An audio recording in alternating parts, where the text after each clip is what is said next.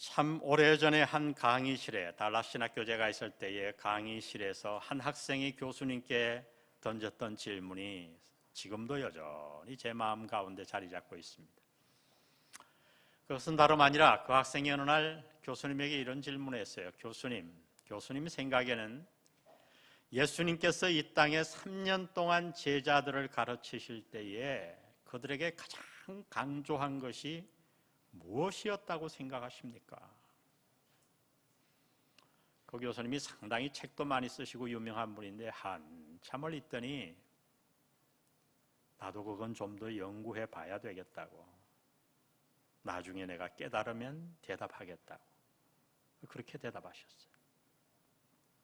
그 질문이 제 마음에 그대로 있습니다.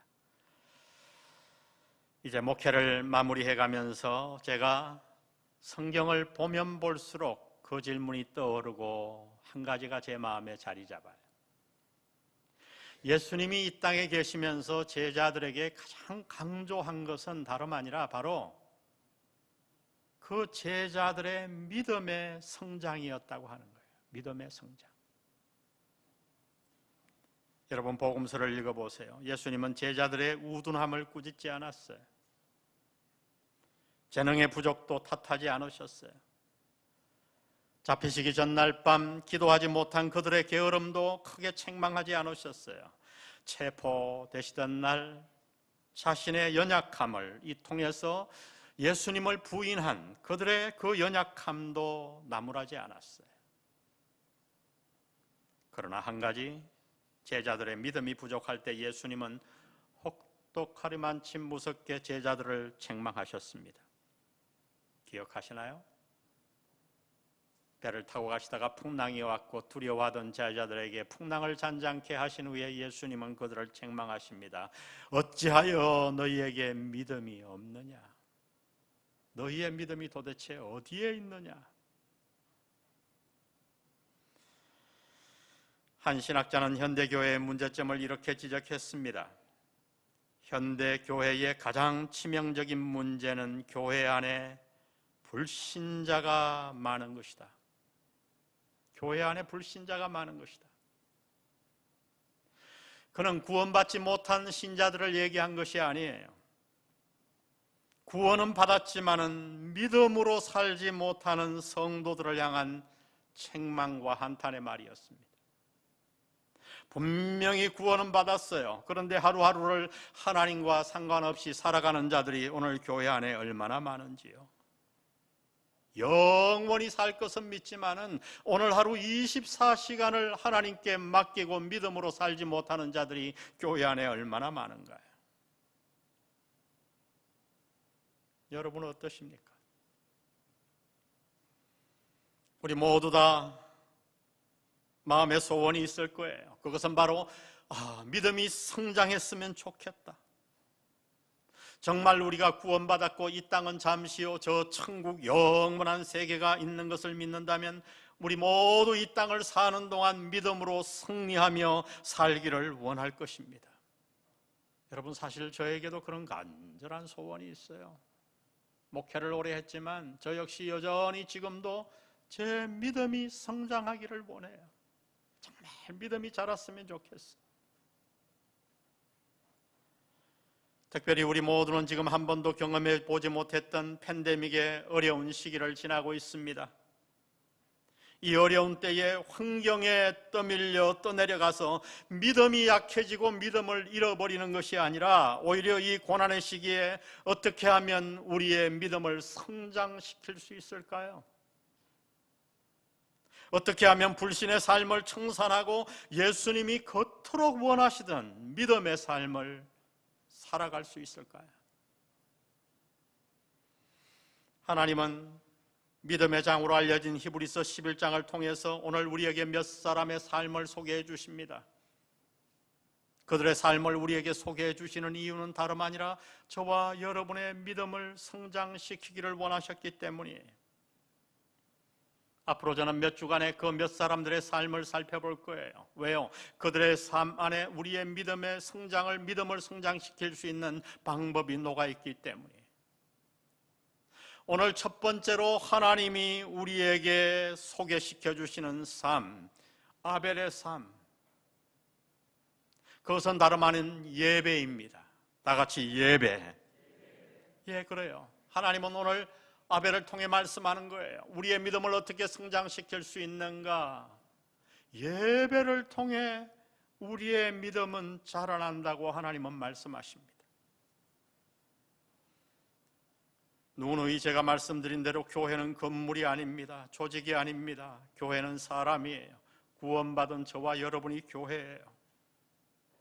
그러면 하나님은 이 땅에 왜 교회를 만드셨을까요? 교회의 목적 가운데 아주 중요한 사실을 담고 있는 이사야 43장 7절을 보면 이렇게 말씀합니다. 내 이름으로 불려지는 모든 자, 곧 내가 내 영광을 위하여 창조한 자를 오게 하라. 그를 내가 지었고 그를 내가 만들었느니라. 이 백성은 내가 나를 위하여 지었나니 나를 뭐하게 하려 함이라? 찬송하게 하려 함이라. 여러분, 여기서 이 찬송, 찬양이 바로 예배예요. 하나님은 왜 우리를 구원하시고 이 땅에 교회를 만드셨는가? 하나님을 예배하게 하기 위해서, 찬송하게 하기 위해서. 그러므로 교회가 이 땅에서 해야 할 가장 중요한 일 중에 하나가 바로 예배입니다. 그러면 이 중요한 예배를 우리는 어떻게 드려야 할까요?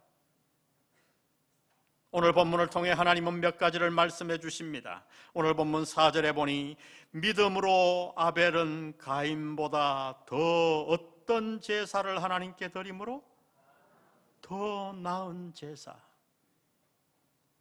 의로운 자라 하시는 증거를 얻었으니 하나님이 그 예물에 대하여 증거하심이라. 저가 죽었으나 그 믿음으로써 오히려 말하느니라. 지금도 말하느니라. 믿음으로 아벨이 더 나은 제사를 드림으로 의로운 자라 하시는 증거를 하나님 앞에 얻었어요. 더 나은 제사를 드림으로. 여러분, 이 더 나은 제사 아주 중요한 용어예요. 우리는 이 표현에 충격을 받아야 합니다. 여기서 더 나은 제사는 더 나은 예배예요. 오늘날로 말하면. 왜 우리가 충격을 받아야 되는가? 그 이유는 우리 모두 다 지금 예배자이기 때문이에요. 여러분, 우리가 얼마나 많은 예배를 드립니까? 그런데 하나님은 어떻게 말씀하시죠? 우리가 드리는 이 예배가 다 같은 예배가 아니라는 거예요. 모두가 지금 같은 장소에서 찬양하고 같은 기도를 듣고 드리고 같은 설교를 듣지만 하나님 보시기에 다 같은 예배가 전혀 아니라는 겁니다. 아무개가 드리는 예배보다 하나님 보시기에 못할 수 있어요. 아무개 집사가 드리는 예배는 아무개 집사가 드리는 예배보다 하나님 보시기에 더 나은 예배일 수 있다라고 말씀하는 거예요. 여러분, 왜입니까? 무엇이 우리의 예배를 차이가 나게 만드는 것입니까? 아니, 어떻게 하면 우리의 예배가 가인의 예배가 아니라 아벨의 예배처럼 되어 하나님이 받으시는 예배를 드릴 수 있을까요? 오늘 하나님은 두 가지를 우리에게 말씀하십니다. 먼저 예배는 진리에 근거하여 드려야 합니다. 다 같이 한번 읽어봅니다. 시작. 예배는 진리에 근거하여 드려야 한다. 오늘 우리가 읽은 4절의 말씀은 창세기 4장의 사건을 요약하여 기록해 놓은 거예요. 가인과 아벨의 얘기죠. 창세기 4장에 보면 가인과 아벨이 각각 제사, 오늘로 말하면 예배를 드렸어요. 가인은 농사짓는 자였기에 땅의 소산으로 제사를 드렸고 아벨은 목축업을 했기 때문에 양으로 제사를 드렸어요. 그런데 하나님이 아벨의 제사는 받으시고 가인의 제사는 받지 않으셨어요. 창세기 4장 3절에 보니 세월이 지난 후에 가인은 땅의 소산으로 제물을 삼아 여호와께 드렸고 아벨은 자기도 양의 첫 새끼와 그 기름으로 드렸더니 여호와께서 아벨과 그 제물은 연락하셨으나 가인과 그 제물은 연락하지 아니하신지라. 왜일까요? 쉽지 않은 본문이에요. 신학자들은 이 사건을 두고 많은 연구를 했는데 두 가지 결론을 찾아냈어요. 왜 하나님이 가인의 제사는 받지 않고 아벨의 제사는 받으셨는가? 첫 번째는 제물의 차이였다는 거죠. 제물의 차이.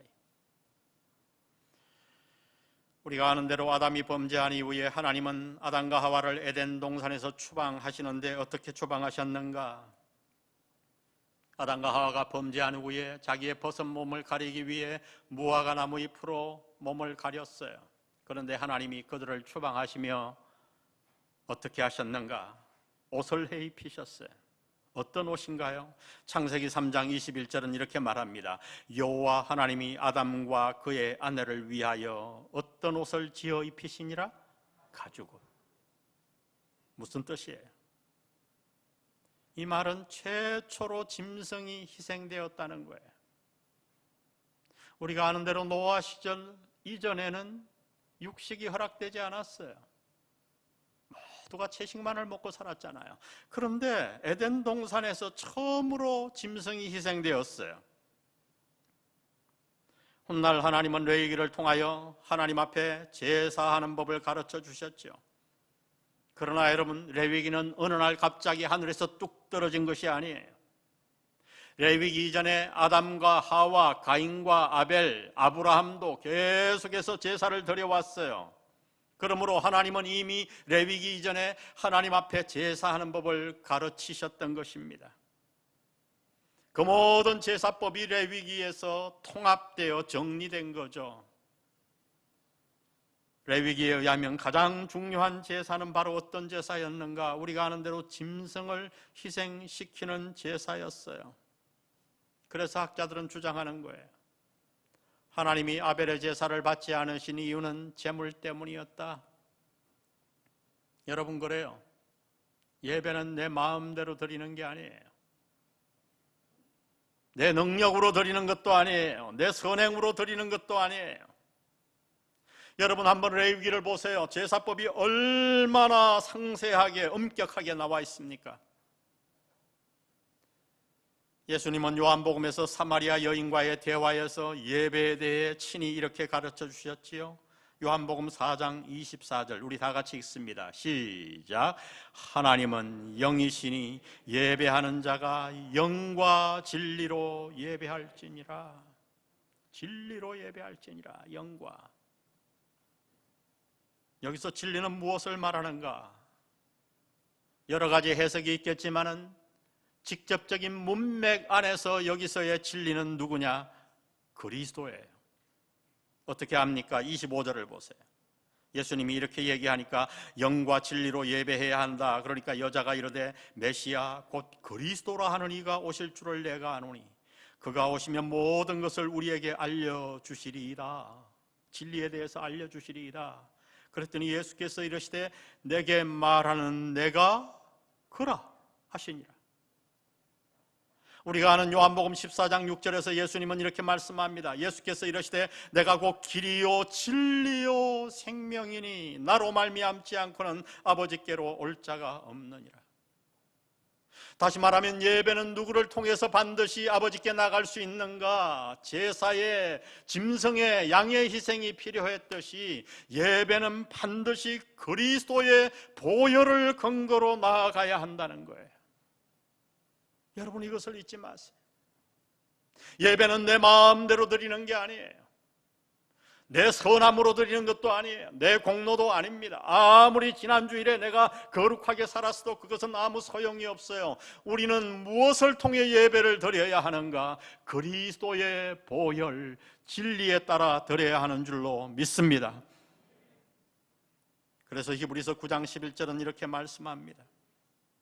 그리스도께서는 염소와 송아지의 피로 하지 아니하고 오직 자기의 피로 영원한 속죄를 이루사 단번에 성소에 들어가셨느니라. 염소와 황소의 피와 및 암송아지의 죄를 부정한 자에게 뿌려 그 육체를 정결하게 하여 거룩하게 하거든. 하물며 영원하신 성령으로 말미암아 흠없는 자기를 하나님께 드린 그리스도의 피가 어찌 너희 양심을 죽은 행실에서 깨끗하게 하고 살아계신 하나님을 섬기게 하지 못하겠느냐.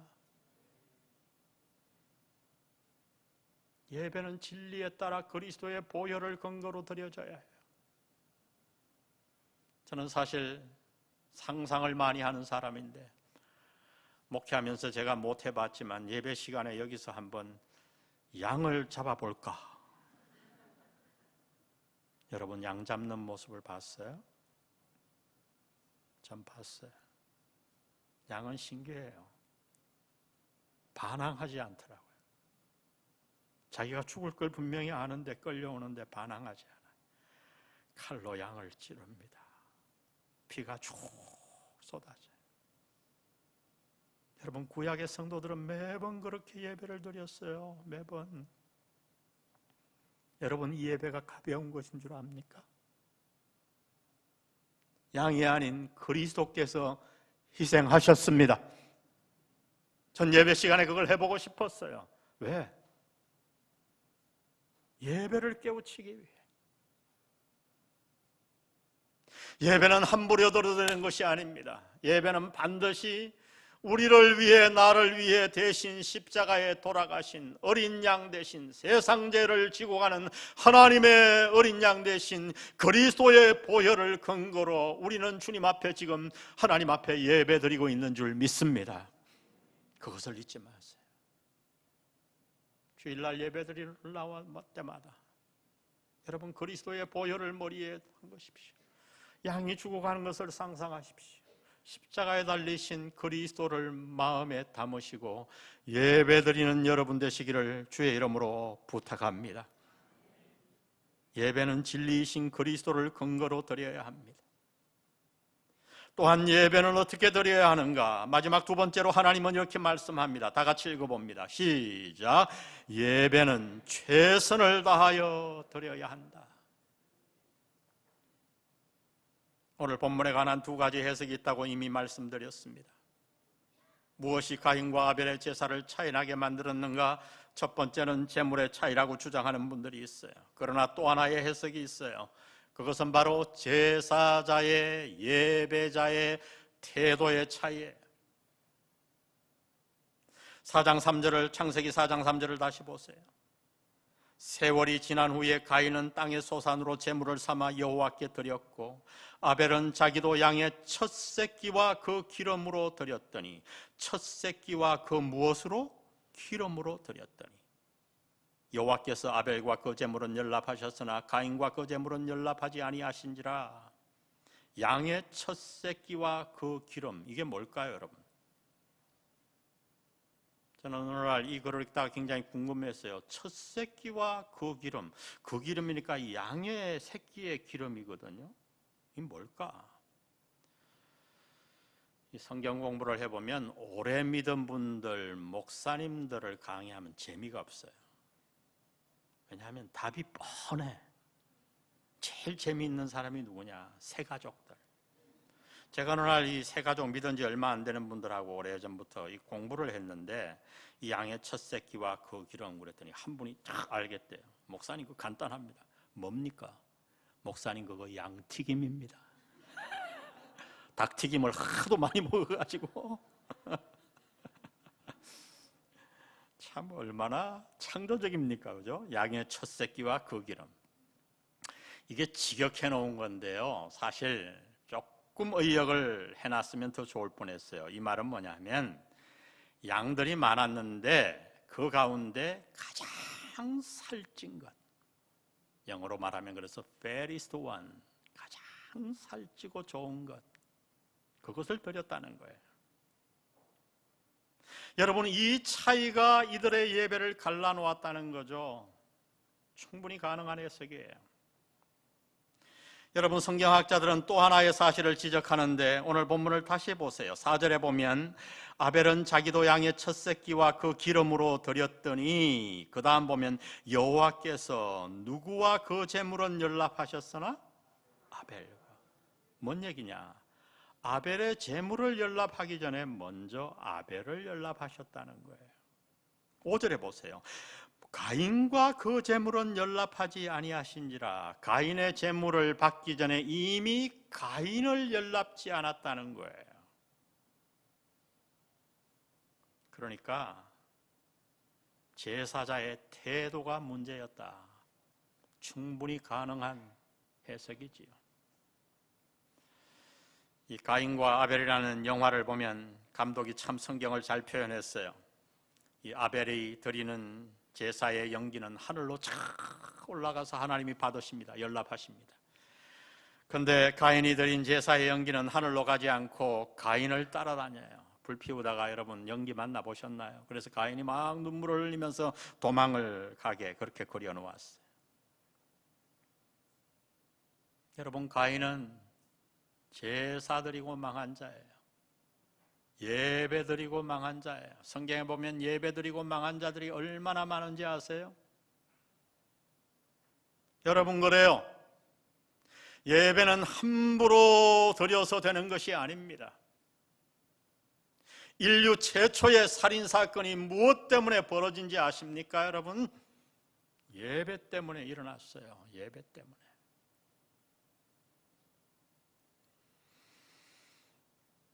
오늘 우리의 예배는 어떤가요? 오늘 한국교회 예배를, 아니 우리의 예배를 한번, 여러분의 예배를 들여다보세요. 저는 예배에 관한 한 두 가지 기적이 있다고 생각합니다. 첫 번째 기적은 어떻게 예배에 지각할 수 있는가? 물론 사람이니까 현대에 옛날 시골도 아닌데 지각할 수 있죠. 차가 막히다든가 어쩔 수 없는 일. 그런데 두 번째 기적인 문제예요. 어떻게? 지각하는 사람이 맨날 지각하냐는 거예요. 제가 이거 설교해보면 알아요. 꼭 늦게 와요. 지금은 아니지만 옛날에는 축도 전에 들어와가지고 아이고 마침 맞게 왔다. 축도 받으면 다 받은 거라는 거예요. 늦게 오면 어떻습니까? 주차 자리도 없잖아요. 빙글빙글 돌다가 막 뛰어와요. 계단을 뛰어오면 어떻게 되죠? 이제 앉아서 뭐 합니까? 주보를 봐요. 우리 교회 주보 제가 짧게 만드는 이유가 있어요. 어떤 교회는 주보 봐셨어요? 10페이지 돼요. 그거 주보 다 지난주 통계 다 확인하고 오자 다 확인하고, 그래서 이제 숨이 진정되려고 하면 어떻게 됩니까? 설교가 시작되잖아요. 그러면 졸려요. 제가 하루는 KTX를 타고 참 잊을 수 없는 경험이에요. 서울에서 강의하고 내려오는데 뒷자리에 다른 교회를 다니는 친구 두 분 집사님이 앉으셨어요. 한 집사님이 옆에 친구에게 자기 목회자, 목사님 자랑을 막 하더라고. 나도 목사니까 막 귀가 뒤로 갔어요. 우리 목사님 끝내준대요. 뭐가 그렇게 끝내주냐 그러니까 우리 목사님은 설교를 짧게 하셔. 몇 분 하는데 보통 15분 하셔. 근데 기분 좋을 때는 10분도 하셔. 그리고 그 다음 말이 기가 막혔어. 앉아서 깜빡 졸고 나면 끝나 있어.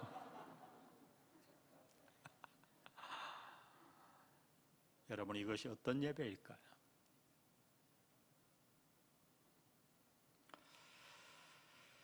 여러분 기억하시나요? 제가 몇 년 전에 이 예배에 대해서 고민하다가 문을 잠궜잖아요. 정각 때문에 문을 딱 잠그고 밑에서 다 예배드리도록. 제가 1월 1일 날 추운 날 그렇게 했어요. 그날 안내하는 분들 얘기를 들어보니까 다른 교회에서 우리 교회 등록하기 위해서 많은 분들이 오셨대요. 문을 잠궜잖아요. 못 들어오잖아요. 화를 내면서 돌아갔대요. 여기 아니면 교회 없나? 예, 많지요. 예배 늦게 와도 환영하는 교회 많을 거예요. 전 요즘 문을 잠그지 않는데 고민이 많이 돼요. 왜? 늦는 분들이 꼭 늦으니까요. 여러분, 예배는 아무렇게나 드려서 되는 것이 아니에요. 저는 예배를 어디서 배웠을까 제 안을 들여다봤어요. 물론 신학교에서 한 학기 동안 예배학이라는 과목을 한 학기 동안 공부했어요. 그런데 저는 거기서 제 예배를 배우지 않았더라고요. 저는 예배를 저희 어머님에게서 배웠어요. 토요일이 되면 저희 어머님은 집사님이셨어요. 목회자도 아니었잖아요. 공부도 많이 하신 분이 아니잖아요. 꼭 우리를 불러서 내일이 무슨 날이지? 상기시켜 주셨어요. 오늘 일찍 자야지. 그리고 아침에 그 다리미가 어디 있나요? 숯불을 해서 인두로 우리 옷을 다려주시고, 저는 지금도 기억나요. 시골에 새돈이 어디 있어요? 그 종이돈, 꼬깃꼬깃한 종이돈을 인두로 빳빳하게 다리셔서 성경책에 넣던 그 모습. 그렇게 어머님은 저희 사형제를 목회자로 키우셨습니다.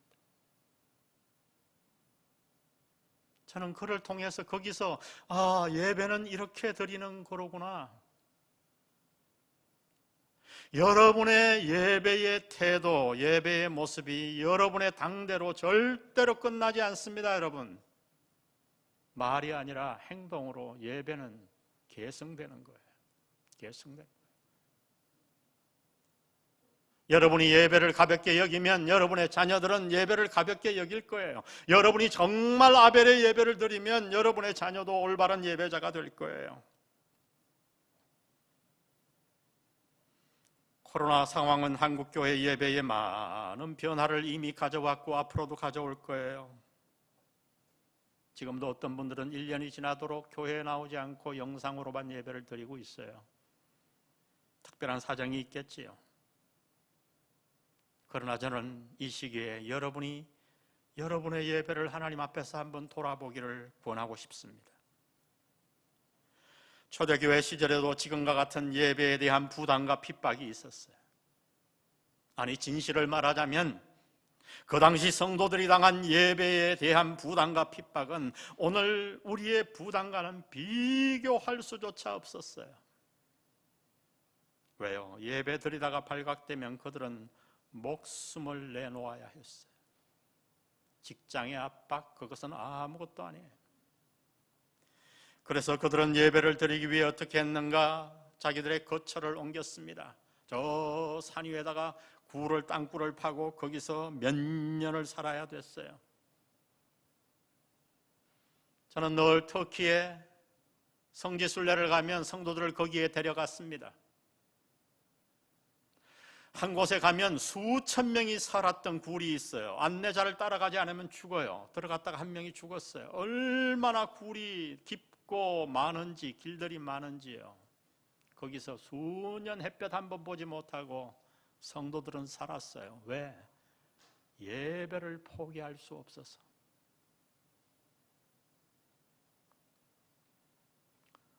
지금 세계로교회 예배당이 폐쇄되어 마당에서 예배드리고 있죠. 재판이 진행 중이에요. 제가 손 목사님 만나서 권한을 지난주에 많이 들었어요. 이 재판이 지금 진행되고 있는데 판사가 이제 명령을 했어요. 왜? 세계로교회에서 요청을 했거든요. 한국교회에서 음식을 먹다가 수련회 가서 막 그렇게 규칙을 어기고 걸린 거 말고 예배 중에 규칙을 다 지키고 마스크를 쓰다가 감염된 사례가 있느냐, 일본의 질병관리본부에 질문을 했고 부산시에 질문을 했어요. 지금 1개월이 지나도록 단 한 건도 내놓지 못했어요. 예배 드리다가 감염된 적이 있는가? 일본에서 내놓지 못해요.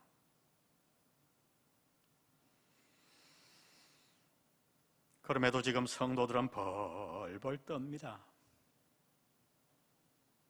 여러분, 방역 수칙을 무시하라는 말이 아니에요. 예방이 중요하지 않다는 말도 아닙니다. 이제 1년이 되어 계속 영상으로 예배를 드리시죠? 그럼 사람인 이상 한 분은 저에게 와서 솔직한 고백을 했어요. 처음에는 집에서 제대로 옷을 입고 예배를 드렸대요. 근데 자기도 모르게 파자반 바람으로 어느 날 양말도 안 신고 그러다가 나중에 이렇게까지 고백했어요. 사역방까지 오신 분인데 소파에 누워서 예배를 드리고 있더래요. 여러분, 그게 인간이에요. 우리는 환경의 지배를 받을 수밖에 없어요. 저는 그래서 이 시간에 우리가 예배를 살려야 한다고 생각합니다. 아멘. 여전히 집에서 예배를 드려야 한다면 예, 드리십시오. 그러나 다시 마음을 다잡으십시오. 하나님 앞에 나와 거룩한 제사법, 여러분 구약을 읽어보세요. 예배에 대해서 얼마나 엄격하셨는지. 아비후가 다른 불을 드릴 때에 하나님은 그들을, 고라와 그들을 다 땅에 파묻으셨어요.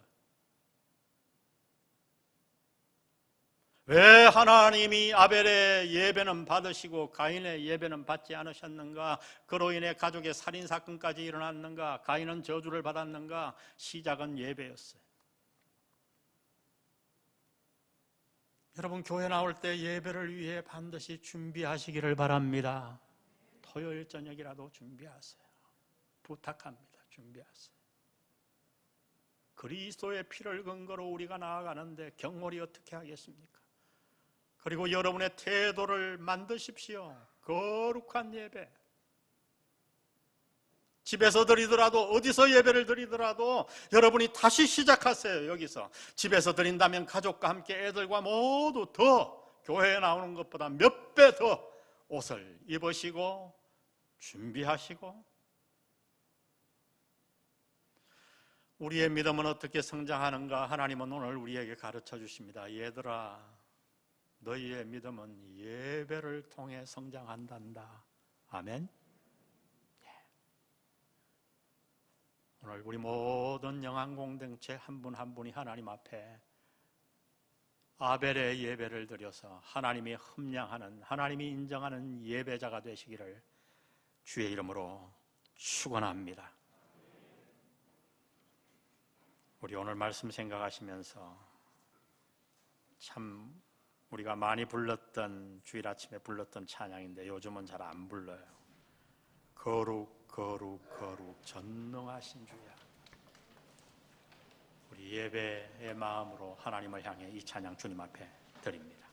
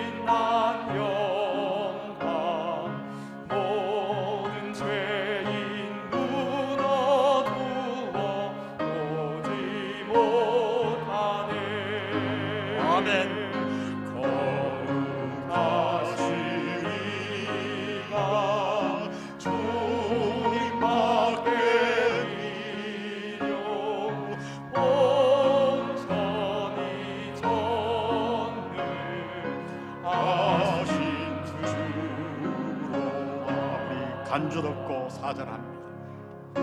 우리 4절 부를 때 다 같이 자리에서 일어나십시오.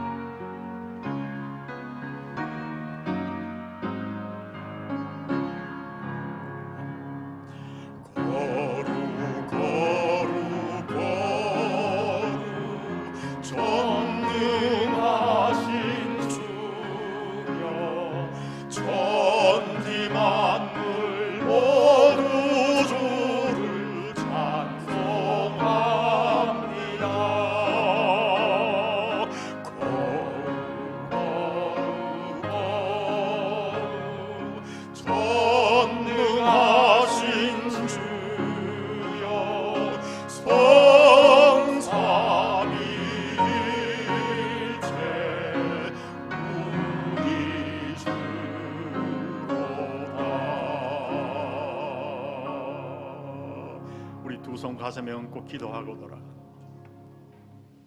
오늘 여러분의 예배 가운데 돌이킬 부분이 있으면 하나님 앞에 고백하시고 자백하십시오. 내가 올바른 예배자가 되기를 원합니다. 내 예배와 우리 가족과 내 자손들의 예배가 가인의 예배가 아닌 아벨의 예배가 되기를 원합니다. 하나님 나를 축복해 주세요. 우리 다 같이 하나님 앞에 한번 기도합니다.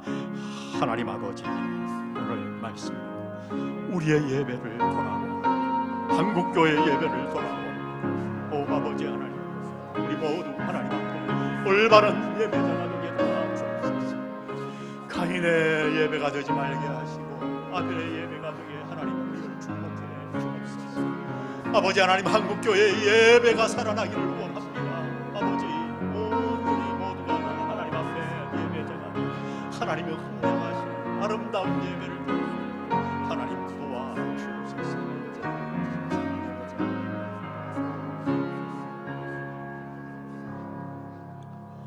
성부, 성자, 성령의 은혜가 오늘 말씀을 들은 이후 하나님이 받으시는 올바른 예배자가 되기로 결단하는 영한 성도와 가정들 위해 함께 하시기를 예수님의 이름으로 간절히 축원합니다. 아멘.